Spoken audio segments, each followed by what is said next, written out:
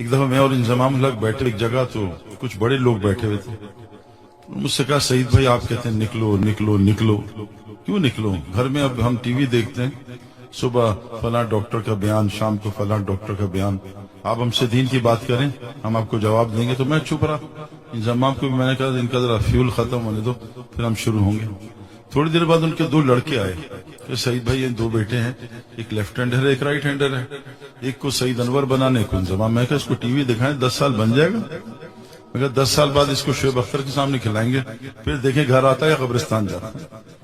ایک ہے نالج، ایک ہے تفقہ فی الدین، دین کی تفقہ. اللہ فرماتے ہیں افلم یسیروا فی الارض، جب تک تم زمین میں سیر نہیں کرو گے، فتکون لہ قلوب یعقلون بہا، دل نہیں کھلے گا، عقل کا ہوا بھی نہیں لگے گی. وہ تھی نالج.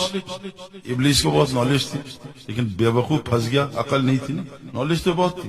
اگر تم چاہتے ہو اللہ تعالیٰ تمہاری دل کی عقل کو کھولے، تو عقل کا تعلق جو ہے وہ دل سے ہے. اسی حضرت محمد صلی اللہ علیہ وسلم تو پڑھے لکھے تھے نہیں، لیکن اللہ تعالیٰ نے کتنی عقل دی تھی کہ کائنات میں کسی کے پاس بھی نہیں تھی. عقل کے لیے پھرنا پڑا. میں کرکٹ کھیلتا تھا گھر میں،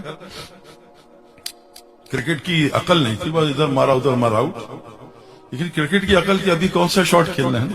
ابھی میں طواف کر رہا ہوں، اقامت ہوگی، طواف کروں یا میں نماز پڑھوں. طواف حرم کی سب سے بڑی نیکی ہے، طواف چھوڑو. میں حاجی ہوں، عرفہ میں ہوں، مغرب پڑھوں؟ نہیں، چھوڑو، قضا کرو، اس کو نہ پڑھو. یہ تفقہ فی الدین. بہت سارے لوگ مغرب پڑھتے. ایک عورت دوڑ رہی تھی حرم میں، دوڑ رہی تھی، اس میں صفا مروہ پہ، حج پہ دوڑ لگا رہی تھی. میں مولوی صاحب نے کہا بے وقوف، یہاں عورتیں نہیں مرد دوڑتے ہوں گا. بے وقوف، ہاجرہ دوڑی تھی، ابراہیم السلام دوڑے تھے. اب اس کو کون سمجھائے گا؟ ابراہیم السلام تھوڑی دوڑے، ہاجرہ. ہم مرد دوڑ رہے ہیں. اگر عقل استعمال کی سر والی تو مر گئے، کیونکہ سر کی عقل بہت کمزور ہوتی ہے. ایک مولوی صاحب ہیں، میرے دوست ہیں، بہت بڑے زبردست عالم ہیں، شوگر کے مریض ہیں. تو میں نے کہا حضرت یہاں والی عقل تو ہماری سب کی فارغ ہے. کہتے کیوں؟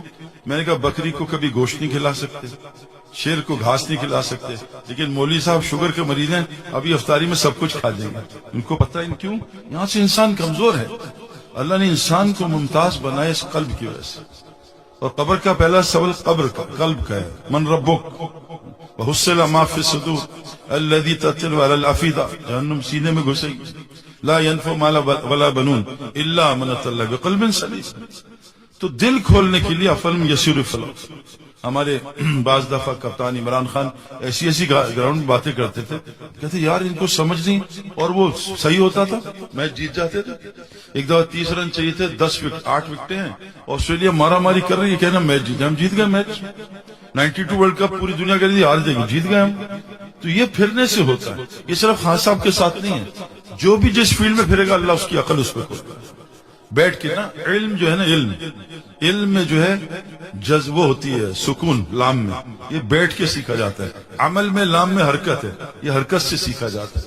ہمارے فرماتے تھے مولانا تبلیغ کا کام لوگوں کو بے وقوف بنانا ہے. بے وقوف جی، جس کا وقوف نہ ہو چلتا رہے چلتا رہے، وقف نہ ہو، وقوف بے وقوف چلتا رہے چلتا رہے چلتا رہے.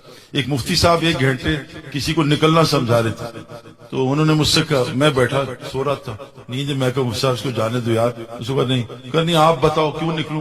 میں کہا اگر تو 7 دن کھانا کھائے اور نہ نکلے کیا ہوگا؟ مر جاؤں گا. میں کہا نکلے گا نہیں تو مر جائے گا. نکلنا ضروری ہے، نکلے بغیر کام نہیں بنے گا. تو میرے دوستو عقل کے، دل کی عقل، دل کی آنکھ اور دل کے کان کھولنے کے لیے پھرنا پڑا. کچھ سنا گیا، اللہ پاک اس پر عمل کرنے اور دوسروں تک پہنچانے